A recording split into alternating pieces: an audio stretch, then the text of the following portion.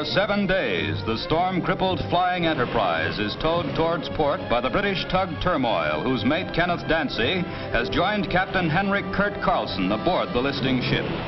When storm shattered the Enterprise and heeled her over, Carlson ordered her abandoned. At the last minute, he decided to stay aboard alone to try to save her. The Turmoil, with an American destroyer standing by, tows her 300 miles towards port.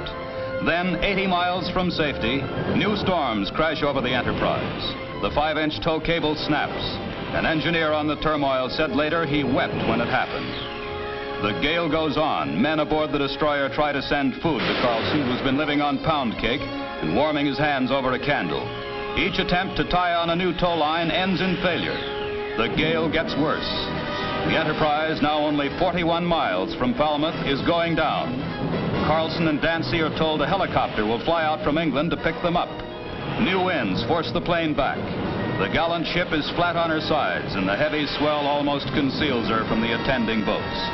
A great mass of debris and deck cargo is washed into the sea. As the ocean poured over the superstructure, Carlson and Dancy leaped from the funnel. The Turmoil picked them up after they'd been in the water for 4 minutes. Now the Turmoil, the destroyer Keith, and the tug Englishman, chartered by the press, circle the ship in its last tragic moments. The Turmoil wires its base that Captain Carlson and Dancy are safe and have gotten warm clothes and a shot of rum.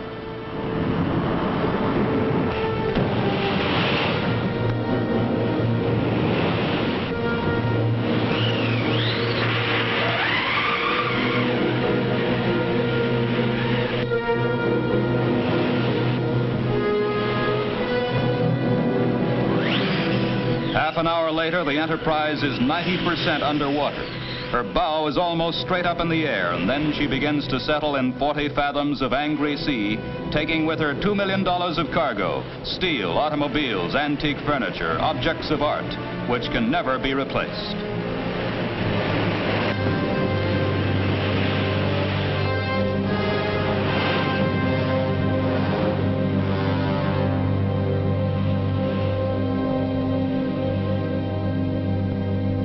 Ironically, the sea turns calm. The Turmoil brings Carlson and Dancy to Falmouth, where the captain's Danish mother and father wait with a crowd of 10,000. Carlson and Dancy are greeted by the town's mayor-councilor. Carlson apologizes for not bringing his ship home. With Dancy on the left, he tells how he slept on the slanted side of the cabin wall and prayed and read a book of maritime law to pass the hours. Then he's honored with a triumphal parade before he heads home to America.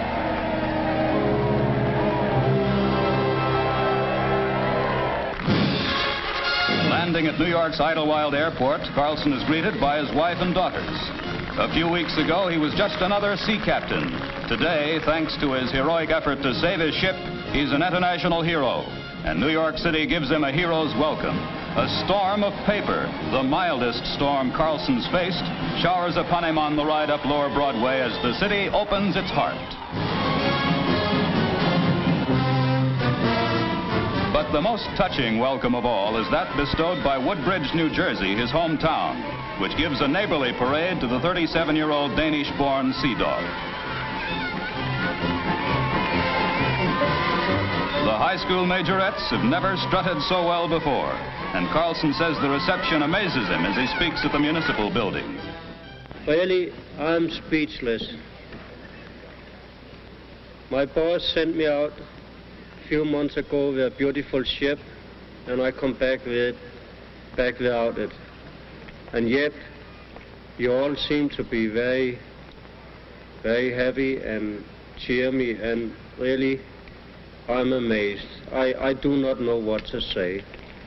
I don't understand it all, but the warmth I felt here today in this township from all of you has more than 1,000-fold compensated for my little inconvenience out in the Atlantic the last 3 weeks.